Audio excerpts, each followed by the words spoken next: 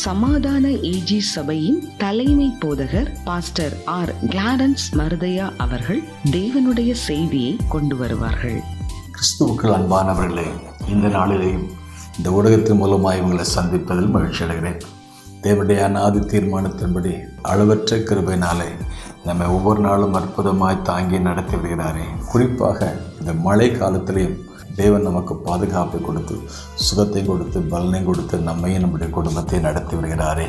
அதற்காக ஸ்தோத்திரம். இந்த நாளிலேயும் ஆண்டவருடைய வார்த்தை என்கிற தலைப்பில் நேற்று பிரசங்கித்தேன். இன்றைக்கு உங்களோட கூட இந்த வார்த்தையை பகிர்ந்து கொள்வதிலே மகிழ்ச்சி அடைகிறேன்.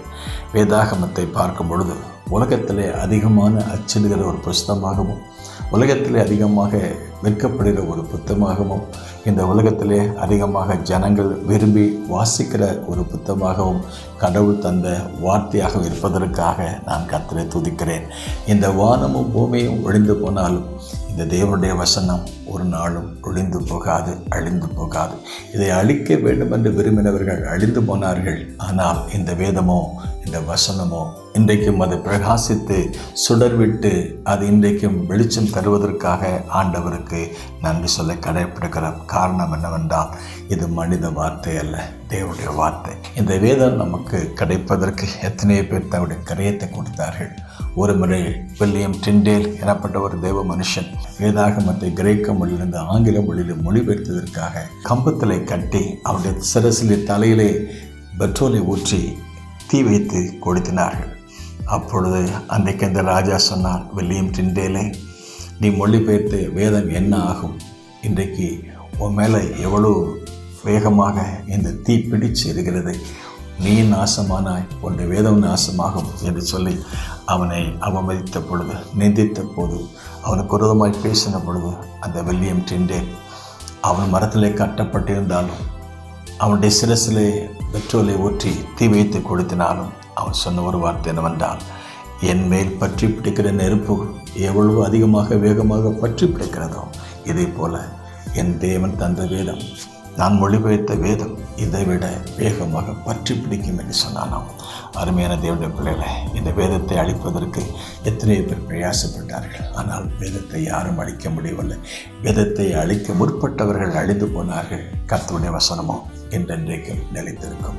ஆகவே நேற்று ஆண்டவருடைய வார்த்தை குறித்து பிரசங்கித்தேன். இன்றைக்கும் அது தொடர்ச்சியாக ஆண்டவருடைய வார்த்தை குறித்து ஏசாயா தீர்க்க புஸ்தகம் 55ஆம் அதிகாரம் 10ஆம் வசனம் வாசித்து பார்க்கும் பொழுது வேதம் சொல்கிற, மாரியும் உறைந்த மழையும் வானத்திலிருந்து இறங்கி அவ்விடத்திற்கு திரும்பாமல் பூமியை நனைத்து அதில் முளை கிளம்பி விளையும்படி செய்து விதைக்கிறவனுக்கு விதையும் புசிக்கிறவனுக்கு ஆகாரத்தையும் கொடுக்கிறது எப்படியோ அப்படியே என் வாயிலிருந்து புறப்பட வசனமும் இருக்கும். அது வெறுமையாய் என்னிடத்திற்கு திரும்பாமல் அதை நான் விரும்புகிறதை செய்து நான் அதை அனுப்பின காரியம் ஆகும்படி அது வாய்க்கும். அருமையான தேவனுடைய பிள்ளைகளை, இந்த வார்த்தையிலே வல்லம் இருக்கிறது, இந்த வார்த்தையிலே சுகம் இருக்கிறது, இந்த வார்த்தையிலே அற்புதம் இருக்கிறது, இந்த வார்த்தையிலே ரட்சிப்பு இருக்கிறது, இந்த வார்த்தையிலே விடுதலை இருக்கிறது. சத்தியத்தை மறிவீர்கள், சத்தியம் உங்களை விடுதலையாக்கும். நேற்று ஒரு சகோதரியை சந்திக்க வந்தார்கள். அவர் சொன்னார்கள், ஒரு தேவ மனுஷன் ஆண்டவருடைய வசனத்தை பிரசங்கம் பண்ணி கொண்டிருக்கும் பொழுது அவருடைய சரீரத்துக்குள்ள 4வது ஸ்டேஜ் நாற்றமெடுத்த கேன்சர் வியாதி எப்படி அற்புதமாக சுகமாக்கப்பட்டது, எப்படி அற்புதமாக சுகமானார்கள் என்று சொன்னார்கள்.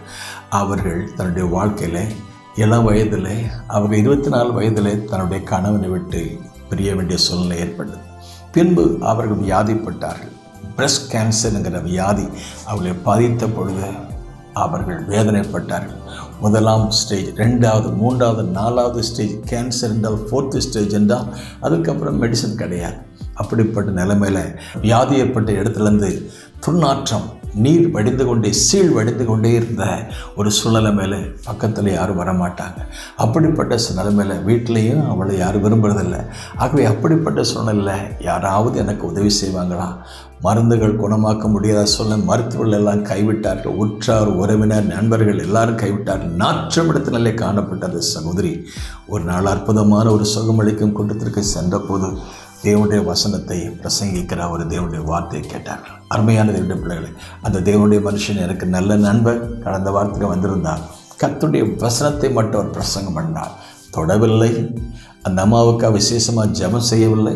ஆண்டவருடைய வார்த்தை சங்கீதம் 107:20 சொல்லப்பட்டு, என் வசனத்தை அனுப்பி சுகமாக்குவேன். தேவனுடைய வசனம் வசனம் வசனம் வல்லமுள்ள வார்த்தை புறப்பட்டு கொண்டிருந்த பொழுது இந்த சகோதரி அந்த கூட்டத்தில் மத்தியில் உட்கார முடியல. ஏன்னா அந்த அளவுக்கு நாற்றம் எடுத்த நிலைமையில கூட்டத்தில் ஓரத்தில் ஒதுங்கியிருந்தாங்க. ஆனால் இந்த வார்த்தை, அந்த ஜீவனுள்ள வார்த்தையை, வல்லமுள்ள வார்த்தை புறப்பட்டு போன பொழுது எப்படி ஒரு ஆப்ரேஷன் தியேட்டரில் ஒரு கேன்சருக்கு சர்ஜரி நடக்குமோ இதே மாதிரி அவருடைய வார்த்தை புறப்பட்ட சமயத்தில் அந்த வியாதியை கத்த தொட்டு அங்கிருந்த நீரெல்லாம் சீடெல்லாம் வெளியே வந்து அந்த பழைய நாற்றம் எடுத்த சூழ்நிலை மாறி ஒரு புதிய ஒரு தோல் வந்து, எப்படி அன்றைக்கு நாகமான் அந்த குஷ்ரோகியான மனுஷன் அந்த எலிசாத்துக்கு சொன்ன வார்த்தையின்படி கீழ்ப்படிந்த பொழுது அந்த குஷ்ரோகமான சரீரம் சிறுபிள்ளை சரீரத்தை போல மாறின மாதிரி இந்த சகோதரியுடைய வாழ்க்கையில் ஒரு மாபெரும் காரியத்தை கத்த செய்தார்.